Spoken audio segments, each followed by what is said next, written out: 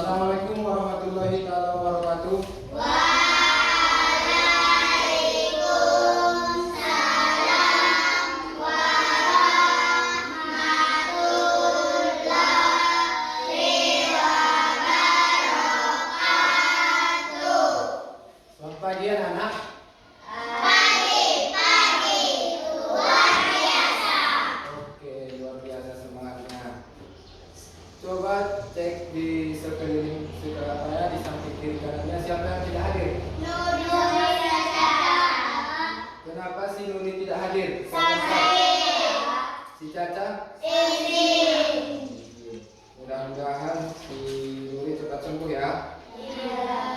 Oke, sebelum memulai pelajaran, lebih baik kita berdoa. Yang pimpin doa siapa? Zaki. Mulai. Bismillahirrahmanirrahim. Asyhadu an la ilaha illallah wa asyhadu anna Muhammadar Rasulullah. Raditu billahi rabba wa bil islami dina wa bi Muhammadin nabiyya wa rasula. Rabbi shrah li sadri wa yassir li amri wahlul 'uqdatam min lisani yafqahu qawli. Rabbi zidni ilma warzuqni fahma. Amin. Oke, untuk hari ini kita akan mempelajari bab 5 di IPAS ya. Jadi bab 5 tentang cerita tentang daerahku. Tujuan pembelajaran ini nanti kita mampu untuk mendeskripsikan tokoh-tokoh lokal dari daerah kita, ataupun kita bisa membandingkan kondisi tempat tinggal kita dengan tempat tinggal kita yang sekarang dan dulu. Jadi sebelum kita masuk ke pelajaran kita, coba dulu lihat ke depan. Bapak sudah tampilkan peta Indonesia. Siapa yang bisa menunjukkan peta Sumatera Utara? Tunjuk tangan. Maju ke depan. Sini. Ya, Sumatera Utara. Jadi ini peta Sumatera Utara dan disinilah kita Mandailing Natal. Jadi siapa yang tahu tokoh yang paling berpengaruh atau yang terkenal dari Mandailing Natal? Mulai dari dulu sampai sekarang, siapa yang tahu?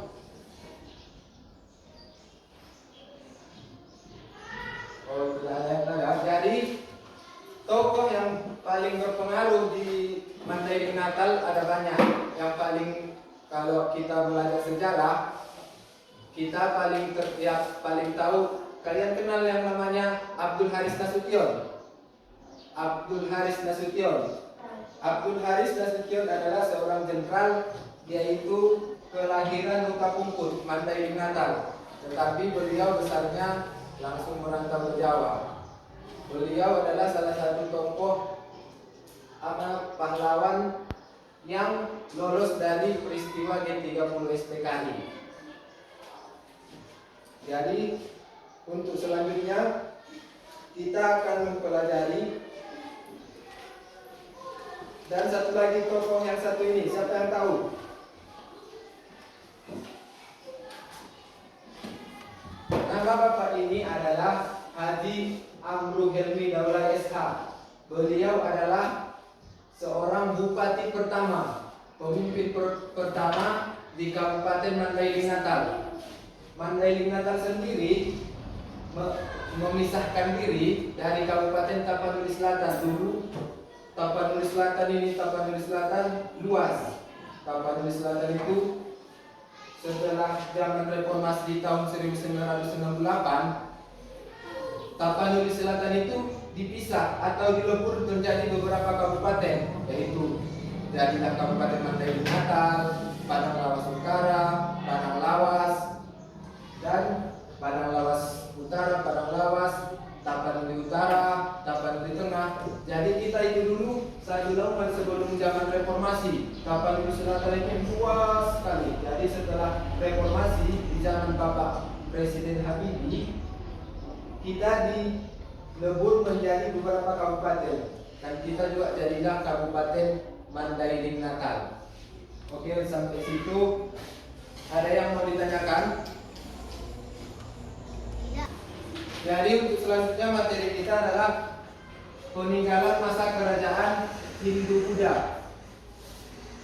Peninggalan masa kerajaan Hindu-Buddha itu ada berupa candi, arca, dan seni ukir karya sastra, bahasa dan tulisan. Jadi, apa itu candi? Candi adalah bangunan yang dibuat dengan tujuan untuk memuliakan seseorang yang telah mati dan berasal dari keluarga atau yang terkemuka. Yang terkemuka itu biasanya orang-orang kaya atau raja, ya kan? Jadi, coba dulu Umi Fakihah baca dulu apa itu candi. Maju ke depan.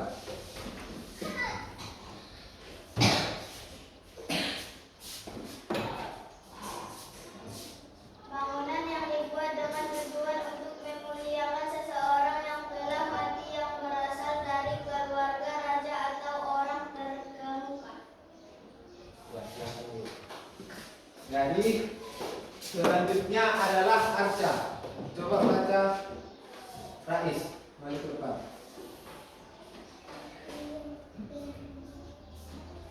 Batu yang terbuat dari batu yang dipahat menyerupai seseorang manusia atau binatang.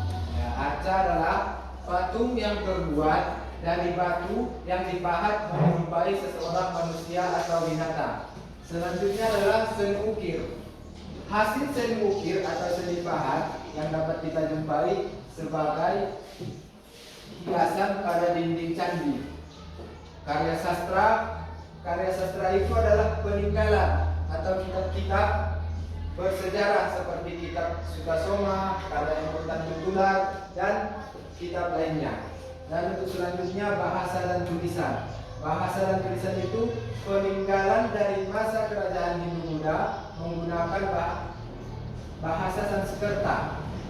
Jadi untuk peninggalan untuk ini candi ada di daerah kita yaitu di Padang, kalau nggak salah Bapak, di Padang Lawas, namanya Candi Pertiwi. Siapa yang pernah dengar Candi Pertiwi? Jadi di Padang Lawas nanti ada itu namanya Candi Pertiwi. Kalau di daerah kita yang paling dekat candi itu cuma ada Candi Pertiwi, kalau nggak salah di Padang Lawas. Arca juga tidak ada di daerah kita. Serukir juga tidak ada di daerah kita. Jadi untuk selanjutnya pelajaran kita ada lagi yang mau ditanya di peninggalan masa kerajaan Hindu-Buddha ini. Masuk kita ke peninggalan masa kerajaan Islam. Apa saja peninggalan masa kerajaan Islam?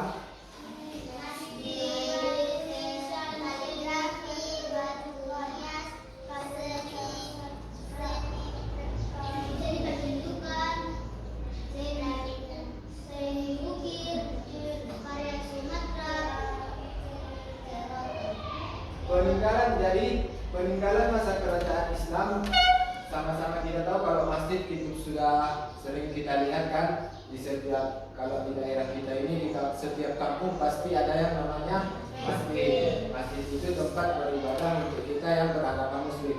Dan selanjutnya itu batu nisan. Batu nisan juga banyak di daerah kita pengrajin batu nisan. Jadi selanjutnya seni pertunjukan. Seni yang digunakan para ulama terdahulu sebagai media untuk menyebarkan agama Islam seperti wayang, seni tari, dan seni musik. Seni pertunjukan itu seperti drama. Siapa yang di sini yang pernah ikut main drama? Pemainnya seperti kalau zaman dulunya yang sering masa-masa bapak sekolah, zaman madrasah, main drama, acara maulid. Tapi sekarang masih ada. Nah, itu juga bisa dinamakan dengan drama. Untuk selanjutnya karya sastra. Karya sastra juga itu sebagai banyaknya diciptakan oleh para penulis. Selanjutnya kaligrafi. Pasti tahu lah semua itu apa kaligrafi kan? Siapa yang di sini yang pandai menulis kaligrafi? Jadi kaligrafi itu kan pasti di setiap rumah pasti ada kaligrafi. Siapa di rumahnya yang nggak ada kaligrafi? Jadi biasanya kalau kata-kata orang kita pasti mau nulis kaligrafi entah assalamualaikum di pintu ya kan. Banyak itu setiap rumah pasti mempunyai, pasti membuat kaligrafi walaupun itu kecil, tulisan assalamualaikum. Terus selanjutnya seni ukir peninggalan kerajaan Islam biasanya berupa hiasan bentuk dedaunan dan bunga. Jadi dari penjelasan Bapak tadi, ada lagi yang ingin ditanyakan? Berarti kalau tidak ada lagi yang ditanya, berarti pembelajaran kita sudah selesai.